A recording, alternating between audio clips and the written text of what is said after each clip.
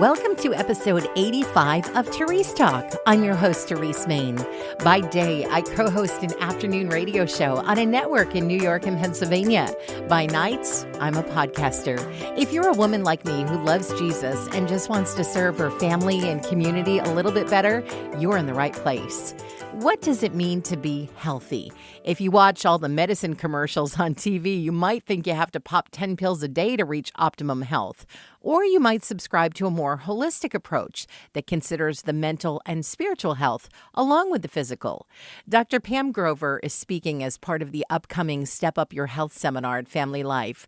There was a time when we would put our physical health in a box with a certain treatment plan, but now we're all finding it's kind of interconnected. Yes, absolutely. Growing up, I was raised on a dairy farm. And so I think going into medical school, where you kind of start to learn that the two are separate, was where I started to veer away from what I learned on the farm, because really on the farm, things were, from the earth, and you raised your animals to be in nature. And you kind of got that sense that it was more than just like what they ate, but also like how you treated them. So the better you treated your animals, like the more they thrived. So going into medicine, it became like this kind of black and white, almost pill for an ill or surgery for the problem that would fix it. But then when I went into like family medicine, I kind of was drawn to that because, again, growing up, you knew that family and community and spirituality seemed to make a difference with whether someone thrived or not. So I started practicing family medicine and still kind of being disconnected a bit from that spiritual, environmental, holistic mindset. And it became very clear to me soon into practicing that giving prescription medications and just running tests and this black and white world of a pill for an ill doesn't work. It wasn't very successful, and it had me searching for more very quickly into my practice. Do we have a problem with a dominant pharmaceutical industry in this country? Is there, some sort of underlying mischief that's going on? I do think that technology, television, social media, because especially in the United States, it's allowed to have pharmaceutical companies advertising their products, like our medical system and the way that people view health is dominated by pharmaceuticals, and that a pill will fix their medical problems. But in fact, it's downplayed how much side effects or problems a prescription medicine might cause. But many times in my family practice, I found that the medications were creating more problems than benefits, which is what got me searching for more answers. What were you most surprised by as you began that journey of searching? The resistance that my colleagues and mentors had to the answers I was finding in natural medicine and in that food mattered. They just really, again, my mentors and my colleagues thought that was voodoo medicine. And there's research out there and success stories out there, but they seem to be brainwashed in a way that to not want to believe in those scientific facts that were there. God, in creating things, gave us such an intricate collection of remedies and solutions for our bodies. The vast array of things that grow from the earth that we can consume is just mind-blowing. Oh, yeah.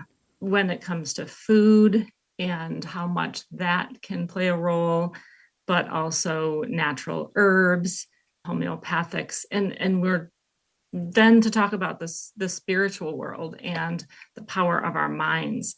That might even have the most power over everything. Is there a faith connection to being healthy physically? I would say absolutely yes. When you think about Christianity, And knowing that God gave us his only son because he loved us that much, we have to be able to connect with that love, I believe, to really get to the bottom of our own health. So when we love ourselves as Jesus loved us, we will then open the door to optimal health. What would you describe as healthy? If you were to look at a patient or a client who came to you, what kinds of things would be in their life that would make you say that's a healthy individual? It's a combination of their body, how well they can move, how well that they feel every day, how much energy they have. But at the same time, it's about their mind, and how they feel will really be determined on how peaceful and happy their mind is. We can actually turn on symptoms with our anxiety and our fear. So, our nervous system, or even our cardiovascular system, with our heart rate and our blood pressure, it's all connected. So, really, health is having a balance between all of those things. In the same way that the medical field has turned a blind eye to the spiritual and mental side of health, the church has kind of turned a blind eye to the physical side of health. Do we need more in our churches about how to use the bounty that God has given us in a way that benefits our bodies physically? That statement literally gave me goosebumps because, yes, I do see that the church has turned a blind eye to that, to the extreme of we want to welcome people into our churches and almost attract them. So what do? We want to feed them food, and that food often is cookies or cakes or sugars. Come on, the 150 donut order that some churches have on a Yes, Sunday morning. Yes. there you go. And so we don't realize how much that is sabotaging the health and wellness. And to some degree, it's interfering with the spirituality, because people, when they're not feeling well, they start to doubt. They doubt their faith, and they doubt that God loves them. And also, if you eat, like a 500 calorie apple fritter and then you go into a room and begin to listen to somebody teach, your brain isn't working as effectively as if you had had like an apple. Absolutely. So we might actually get people to pay attention in church more if we didn't give them donuts. That would be the key. As you've gone through your practice and have had a chance to focus on families, kind of see people and families as a whole, does it give you a different vision for how to treat people in the midst of their family? I'm often thinking of what a person needs to change to bring them to greater health. But at the same time, I need to know what's going on with their family systems, because those will be the roadblocks and the barriers for them to be able to make those changes to help themselves. So you can never take care of patients in a vacuum, which is why sometimes I was being taught that by my mentors, to not get too close to my patients and don't get too friendly with them, because this is the business of medicine. But I just could never accept that, or I couldn't follow through with that, because it just didn't make sense to me, and it never was helpful to the patient. And I was there to, like, that's what I was there for, is to help the patient. So the only way to do that is to really know what's going on in their life. I think a lot of people feel like they're too far gone.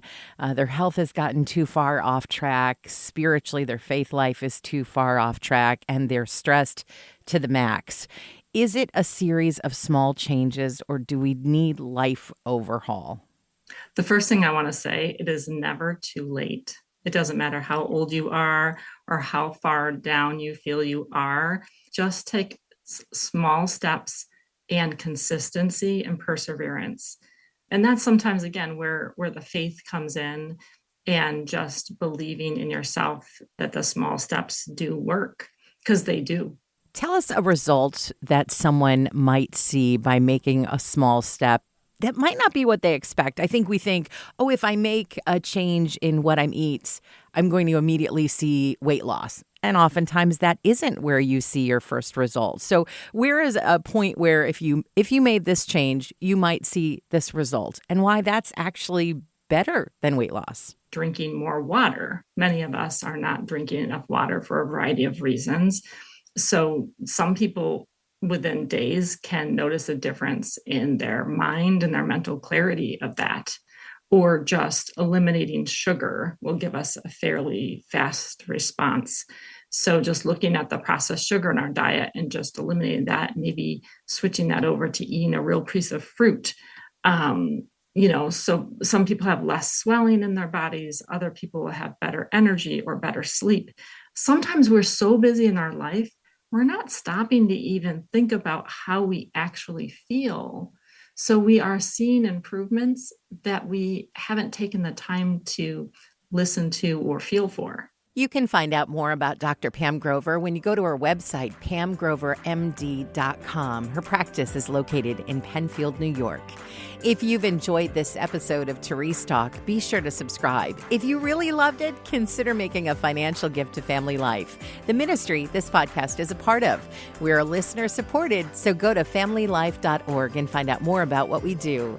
Did you know Family Life offers a variety of podcasts? Get up to date with Family Life news or enjoy some family time with Family Life Kids. There's The Calling, which digs into the personal and professional challenges pastors face, and 10 Minutes With, an interview program with faith-based artists and speakers. They're all free and on demand at familylife.org/podcast.